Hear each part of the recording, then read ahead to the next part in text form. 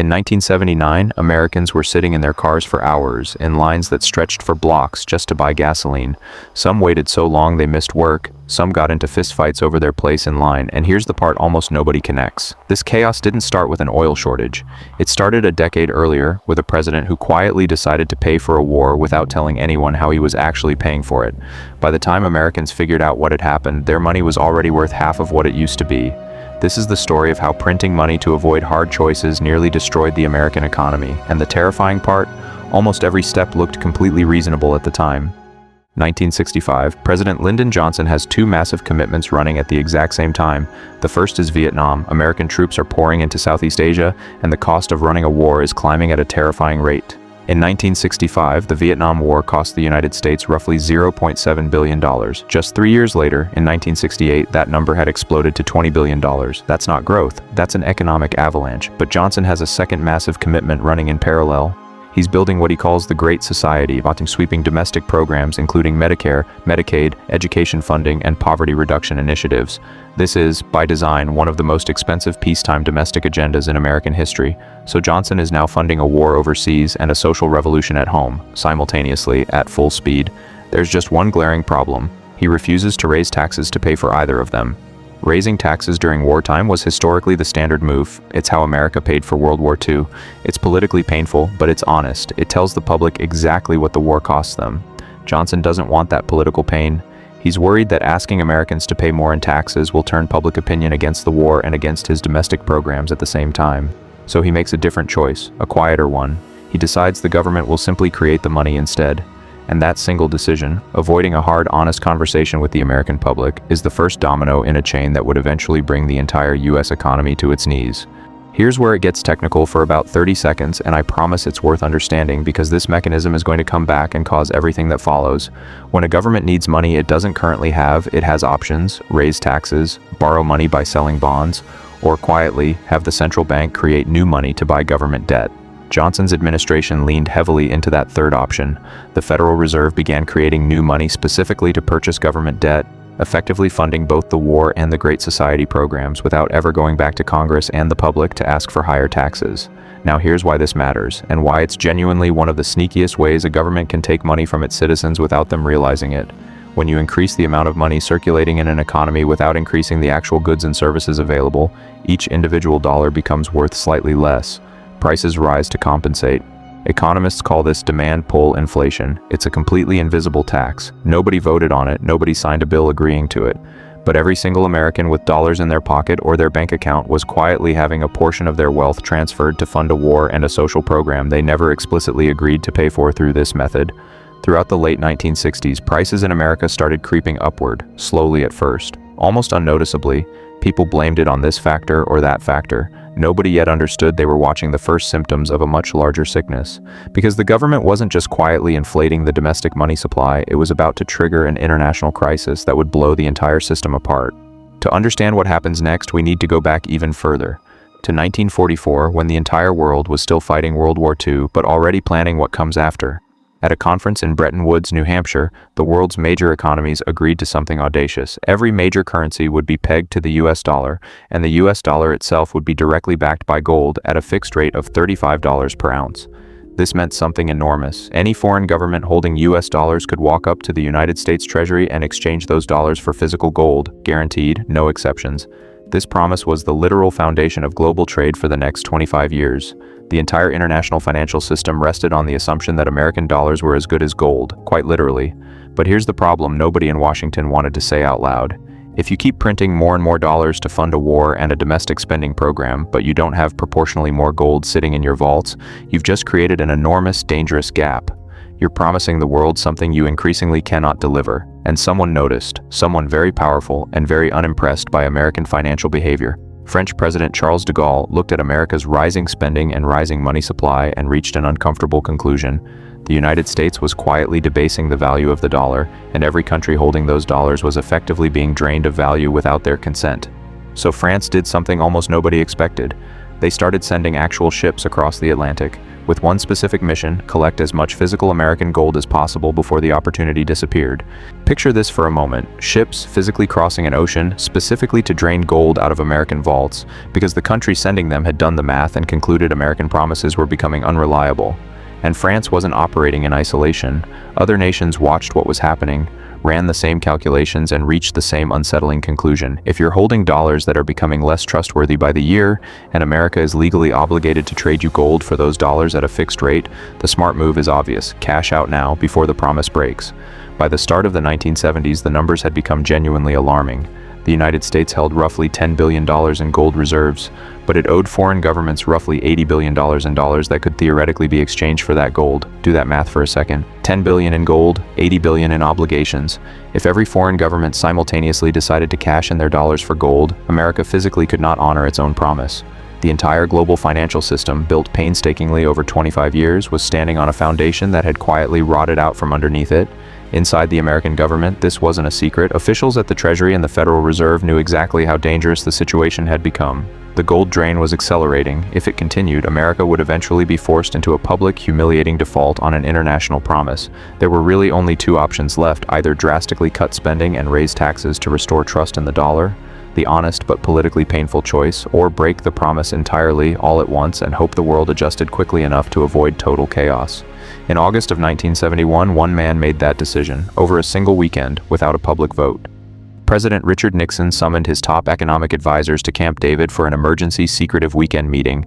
15 men, phones confiscated. The press told nothing. They had one weekend to solve a problem that had been building for 6 years. Nixon's decision, when it came, was swift and absolute. On August 15, 1971, Nixon appeared on national television and announced that the United States would no longer convert dollars into gold, effective immediately. He called it a temporary measure. He blamed foreign speculators for attacking the dollar. He framed it as decisive, protective leadership.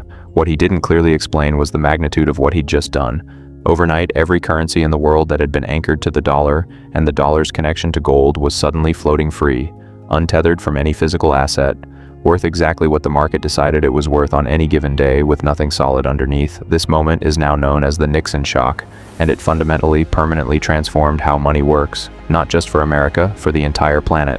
To manage the immediate fallout, Nixon simultaneously imposed a 90-day freeze on wages and prices across the entire American economy, an attempt to artificially hold inflation down while the system adjusted to its new, ungrounded reality. In the immediate aftermath, the public reaction was surprisingly positive. The stock market rose, Nixon's approval ratings climbed, Americans saw a confident president taking bold action and largely applauded it. Almost nobody understood what had actually just happened to the foundation of their money, because the freeze Nixon imposed was only ever going to buy a little bit of time. And underneath that temporary calm, the real consequences were already beginning to surface. By 1973, something deeply strange started happening to the American economy. Something that, according to every economic textbook at the time, was not supposed to be possible. Standard economic theory said inflation and unemployment moved in opposite directions. When inflation is high, the economy is usually running hot, jobs are plentiful, unemployment is low. When unemployment is high, the economy is usually cooling down, which naturally brings prices down too. You were supposed to get one problem or the other, never both at the same time. America got both, simultaneously, along with a third problem: stagnant economic growth that refused to improve no matter what policymakers tried. Economists had to invent an entirely new word for what they were witnessing: stagflation, a toxic combination that classical economic models had never adequately predicted or explained. By 1974, inflation had surged to 12%, meaning something that cost you $100 at the start of the year would cost you $112 by the end of it. Savings accounts were quietly bleeding value every single month. Paychecks that felt the same on paper were buying noticeably less at the grocery store, and this was happening to ordinary Americans who had done nothing wrong, who hadn't voted for war financing through money printing, who had simply gone to work, saved responsibly, and were now watching that responsible behavior get quietly punished by forces they couldn't see and had never agreed to. But even this wasn't the full disaster, because in October of 1973, an entirely separate crisis was about to collide with an already wounded economy and turn a bad situation into something approaching catastrophe. In October 1973, a coalition of oil-producing nations known as OPEC made a decision that would detonate directly into America's already fragile economy. In response to American support for Israel during the Yom Kippur War, OPEC announced an oil embargo specifically targeting the United States and other nations perceived as allied against Arab interests. the impact was immediate and brutal. Oil supplies to America collapsed. And oil, remember, isn't just what goes into your car. In the 1970s, it powered electricity generation, heated homes, and was the fundamental input for manufacturing and transportation across virtually the entire economy. Gas stations across America began running dry. Lines stretched for blocks. Some stations implemented odd, even rationing systems based on license plate numbers just to manage the chaos. Fights broke out over spots in line. People slept in their cars overnight just to guarantee a fill-up the next morning. Oil prices roughly quadrupled in a matter of months, and because oil touched almost every part of the economy, this wasn't a contained problem. It was cost-push inflation slamming directly into an economy already suffering from years of demand-pull inflation caused by war and social program financing. Two completely different inflationary forces, one created domestically through money printing, one imported through a geopolitical oil weapon, were now compounding each other simultaneously. American manufacturing, which relied heavily on affordable energy, started grinding down, production costs soared, companies began laying off workers even as prices for everything kept climbing.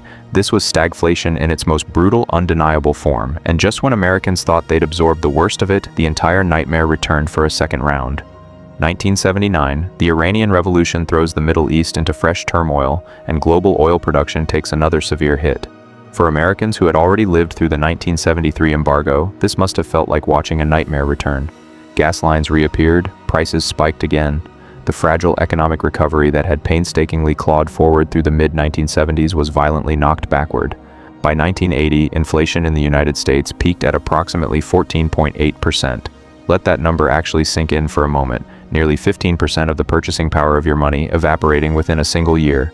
Mortgage rates during this period reached numbers that sound almost fictional today, well above 15% and in some cases considerably higher.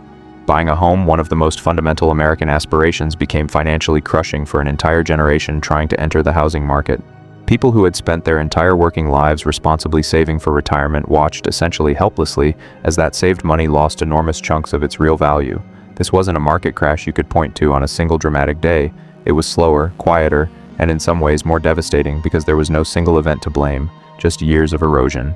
A full decade of American economic confidence that had defined the country since the end of World War II, had been fundamentally shaken.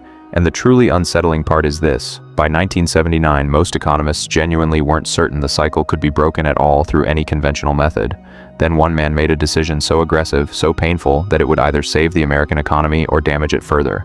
In 1979, Paul Volcker took over as chairman of the Federal Reserve, and Volcker arrived with a diagnosis that most politicians desperately did not want to hear. Volcker's conclusion was brutally simple. The only way to genuinely kill inflation was to make borrowing money so expensive that the entire economy would be forced to slow down. Deliberately, painfully on purpose, Volcker began aggressively raising interest rates. Not by a small, cautious amount, he pushed the federal funds rate to nearly 20%. To put that in perspective, businesses that wanted to borrow money to expand, to hire, to build anything, suddenly faced borrowing costs that made most new projects completely unfeasible. Construction, which relies heavily on financing, ground to a near halt across huge portions of the country. Unemployment surged as businesses cut back dramatically. Farmers, who typically rely heavily on borrowed money for equipment and operating costs, were hit especially hard, with farm foreclosures spiking across the Midwest. Volcker became for a period one of the most unpopular men in America. Homebuilders reportedly mailed him pieces of wood from unbuilt houses, coffins symbolizing dead construction projects, in protest of what his policies were doing to their industry. Volcker had essentially made a calculated bet: inflict a severe, deliberate recession now in order to finally break the inflationary psychology that had gripped the American economy for over a decade, and it worked. Slowly and at an enormous human cost, inflation finally began falling. From that terrifying 14.8% peak, it gradually came down over the following years, eventually stabilizing at levels the American economy could actually function within. But understand what had just occurred in its full scope. It had taken a deliberate, brutal recession, mass unemployment, business failures, farm foreclosures, to fix a problem that began over a decade earlier with one simple, quiet decision: choosing to print money instead of honestly asking the American public to pay higher taxes for a war and a set of social programs. The bill for that original avoidance had finally fully come due, and millions of people who had nothing to do with the original decision were the ones forced to pay it. Here's the detail that should genuinely unsettle you, more than any statistic we've covered so far. Nixon explicitly, publicly called ending gold convertibility a temporary measure. His actual words: temporary. It has now been over 50 years. Not a single American president from either political party has ever reopened the gold window. Not one has seriously proposed doing so. The temporary decision made over one secretive weekend in 1971 simply became permanent by default because nobody with the power to reverse it ever chose to.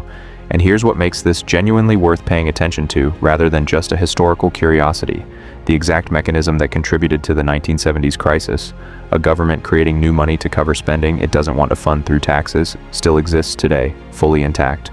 No structural barrier was ever rebuilt to prevent it from happening again. The gold standard, whatever its very real flaws, had at minimum functioned as a physical limit, a hard ceiling that forced governments to eventually confront the true cost of their spending decisions. That ceiling is now gone, permanently, and it was removed not through a public vote, not through open congressional debate, but through one man's decision, made across a single secretive weekend, in response to a crisis that had been building quietly for 6 years. Which raises a genuinely interesting question. If it happened once, gradually, invisibly, until it was suddenly a crisis nobody could ignore any longer, what would actually stop a similar pattern from happening again? Let's bring this story back to something immediately personal. Every single time you've watched grocery prices climb faster than your paycheck. Every single time housing costs have felt like they're outrunning your income no matter how hard you work. Every single time you've wondered why saving money responsibly somehow doesn't feel like enough anymore, you're watching a smaller, quieter echo of the same basic mechanism that came to a head in the 1970s. Governments today still face the exact same fundamental temptation Lyndon Johnson faced in 1965, fund expensive priorities through money creation rather than honest taxation, because it's politically easier and the consequences don't show up immediately. And that delay, that gap between the original decision and when ordinary people actually feel the effects, is precisely what makes this mechanism so easy to overlook. By the time the consequences fully arrive, the officials who made the original choices have often already left office. The bill lands on someone else's desk, usually yours. Those Americans sitting in gas lines in 1979, furious and confused about why their money suddenly bought so little, had no idea their crisis actually began in 1965 with a war funding decision that felt, at the time, like nothing more than a routine administrative choice. Here's the fact I want you to genuinely carry with you after watching this. It took exactly one decision, not raising taxes to pay for a war and a social program, to set off a chain reaction that spanned 15 years, cut deeply into the value of the American dollar, required interest rates near 20% to finally fix, and permanently changed how money works for the entire planet. Nobody voted on printing that original money. Nobody voted on ending the gold standard. Nobody voted on any of the decisions that ultimately determined how much your money would actually be worth. 15 men in a room over one weekend, one president on live television. And the consequences landed on everyone else for decades. Do you think we've genuinely learned the lesson from the 1970s, or are we simply watching a slower, quieter version of the same pattern play out again? Tell me what you think in the comments, and if this changed how you think about government spending and the actual value of the money in your pocket, subscribe, because there is a lot more hidden in plain sight that we haven't covered yet.